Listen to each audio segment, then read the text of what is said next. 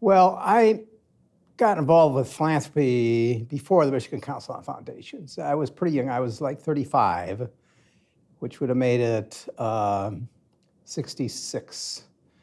And there was no support out there whatsoever. Um, and now young people get involved with philanthropy, and there's all kinds of support groups available for them. But I was kind of out there in the wing and a prayer.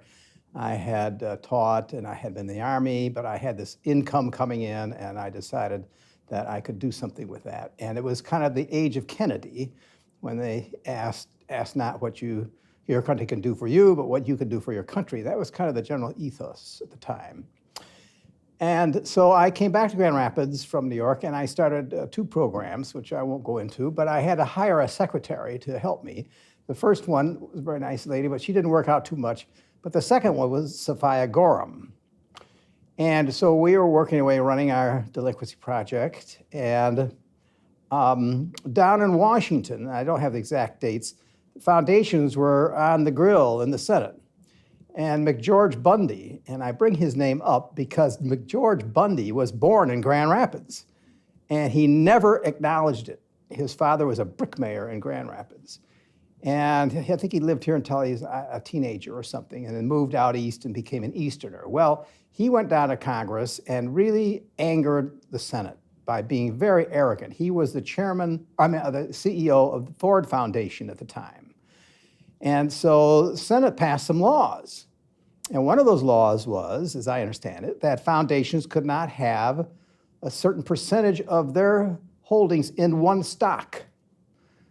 Well, this got the Kellogg Foundation's attention because the Kellogg Foundation was all Kellogg stock. And so my understanding is, or my assumption is, that they decided we better get some allies here and get organized. And so Russ Malby was the chair of the board, or I guess CEO, I should say. And he had a sidekick named Leonard White. And they came up to the Dyer Ives Foundation and met with Sophia Gorham. And Sophia and Leonard hit it off. Now, maybe they met at some conference somewhere along the line, but anyway, they hit it off. And she was a very competent woman. And so they decided to try to organize foundations in Michigan. So we got together, the big 4, Kellogg, Kresge, Mott, and Dyer Ives. And I should add, Dyer Ives, which I started, is named after my 2 grandmothers.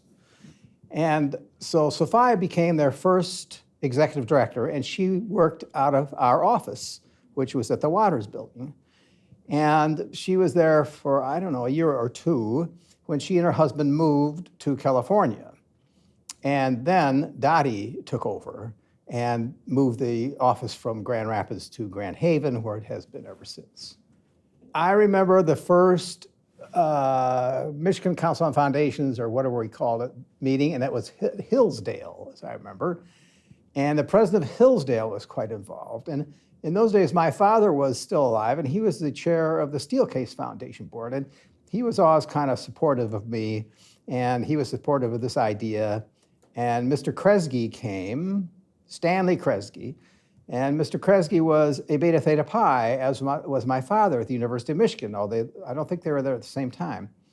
And I remember Mr. Kresge always opened up the meetings with a prayer. He was a very religious man. And I remember the president of Hillsdale was a kind of a dynamic guy, and he always said, put your name tags on the right, because that's where you lead up. And he was very involved with process. Other than that, I don't remember much, except that we did meet. I think the legislative agenda is the issue that forced it to move ahead. So I'm searching for a word, but it was the major force for pulling together the foundations. And the Kellogg had a vested interest in it. And they were a big foundation, and so, and I think the times are right. The National Council on Foundations met, and I was a member of that. And so I think that they welcomed action like this. And so we were one of the first states to get together, and I think we're one of the biggest even today. I'm a great believer in the democracy of foundations. I recognize there are foundations on the right and on the left. And the Council on Foundations is more or less the more moderate to liberal area, and the Conservatives foundations have their own organization. But I think they should be inclusive, and they should have debates and so forth like that. But yes, I believe in trying to create change. And so we push up to the line as far as we can without crossing the law. And therefore, I think it's important for every foundation to have a good lawyer, number one. And number two, have a good lawyer who knows electoral law and any law that's relevant for foundations. The great problem, as I see it, is too many smaller foundations, they have the old family retainer, guy who knows nothing about this area. And so he always says no. It's usually a he. Always says no because it means if he doesn't, he has to go to work. He has to go learn this kind of law. And so they tend to say no. And so I would urge all foundations to try to get a lawyer on board that is familiar with electoral and related law. I didn't know many people. I knew the Grand Rapids Foundation.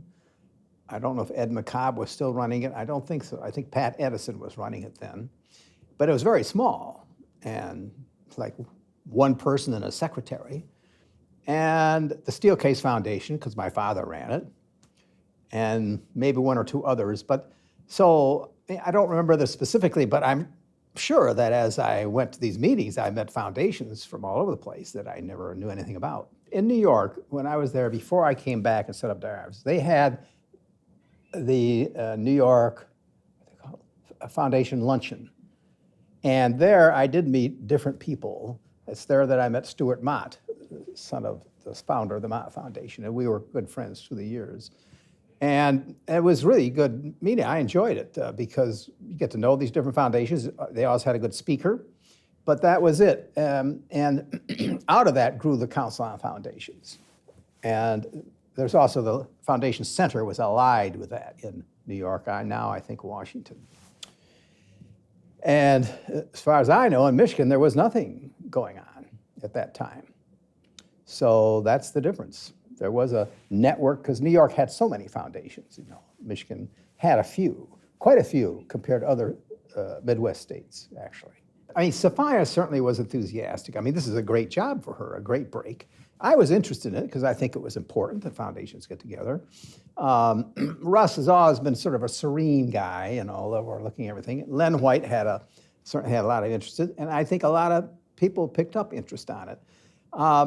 Yeah, I think there was a kind of a sense we were doing something, but of course, this is sort of a secondary issue for us because running the foundation was the first issue. But, we are certainly willing to help, and it worked out well.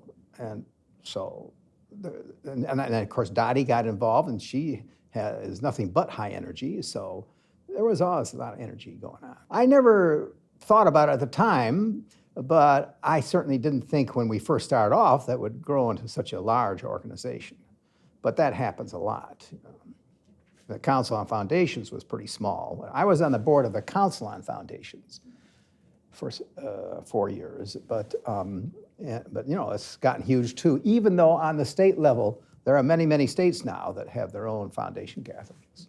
There are several organizations which I cannot name off the top of my head, but you can Google them, that are set up to help at least progressive young people in their wealth.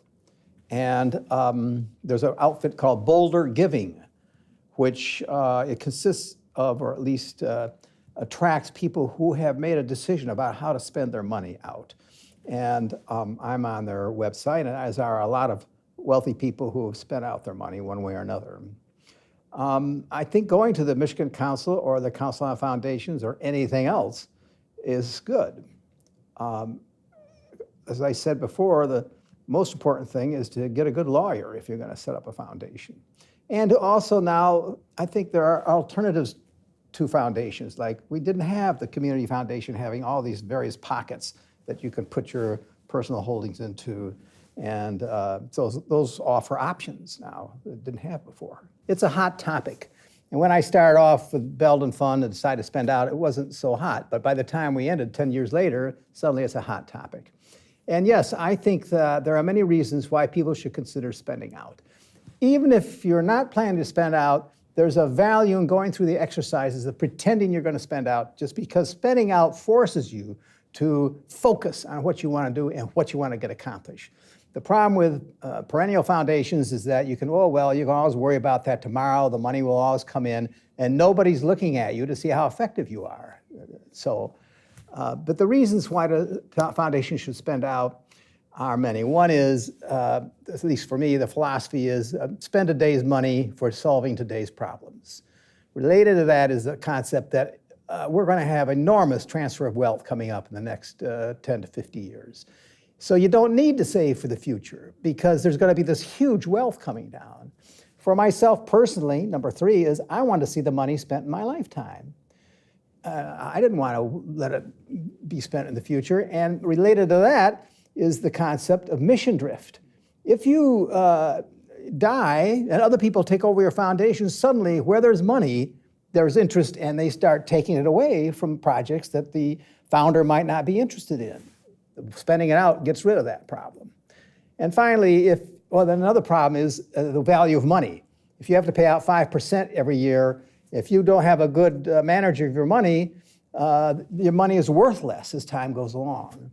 And finally, if you're an environmental foundation, I think it is like a crime against humanity not to spend out, because environmentalists know that global warming is here. We know this is going to affect our world profoundly in spite of the resistance of the conservatives to the obvious scientific facts. Their denial of science is the great problem today.